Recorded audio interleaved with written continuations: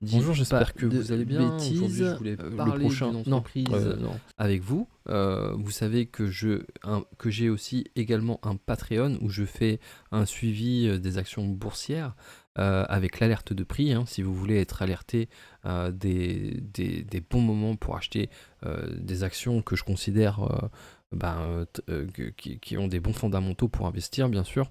Donc c'est assez intéressant pour vous d'adhérer au club investisseur.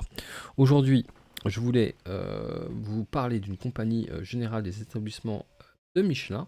Pourquoi? Parce que c'est une entreprise, même si aujourd'hui elle n'est pas tout à fait sous-évaluée, ça reste une entreprise qui est assez intéressante, avec un rendement un rendement sur dividende de 3,63%, ce qui est pas mal. C'est une entreprise. C'est une entreprise. On sait que Michelin fabrique des pneus. C'est pas une entreprise révolutionnaire, mais c'est une entreprise qui a des bons fondamentaux. C'est-à-dire que si vous investissez sur cette entreprise, vous êtes sûr soit de gagner de l'argent ou soit de ne pas vraiment en perdre. Donc c'est vraiment voilà, pour moi c'est un choix judicieux.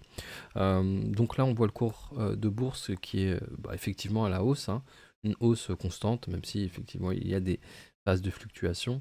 Ça, c'est pas un problème. On voit par exemple le retour sur 5 ans, plus 56%. Si vous aviez investi il y a un an, vous auriez fait du plus 44%. C'est vraiment des très bons résultats avec voilà, un dividende régulier versé tous les ans. On peut voir quand même une diminution liée à la pandémie en 2020-2021, mais ce qu'on constate, c'est un versement de dividende sans interruption depuis 29 ans. On voit aussi un nombre d'actions en circulation en diminution, et ça, on aime bien. Ça veut dire que chaque action que vous possédez, quand une entreprise fait un rachat d'actions, ça veut dire que votre action prend de la valeur. Et ça, c'est tout à fait ce qu'on aime.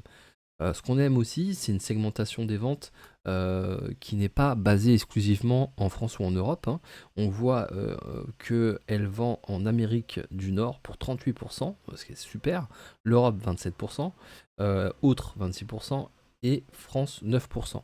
Donc, comme je disais dans une vidéo précédente que je vous conseille d'aller regarder, ça permet d'avoir quelques informations pour mieux investir, où j'expliquais que effectivement les entreprises à l'international seront plus armées si la France connaît une crise financière ces prochaines années.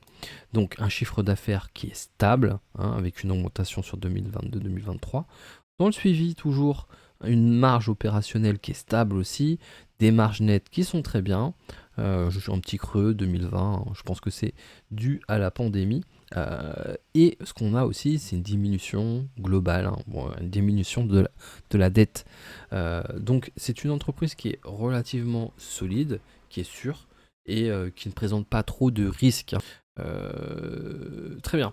Je vous dis à très vite pour une prochaine analyse et n'oubliez pas de vous abonner à la page Patreon, Club Investisseur.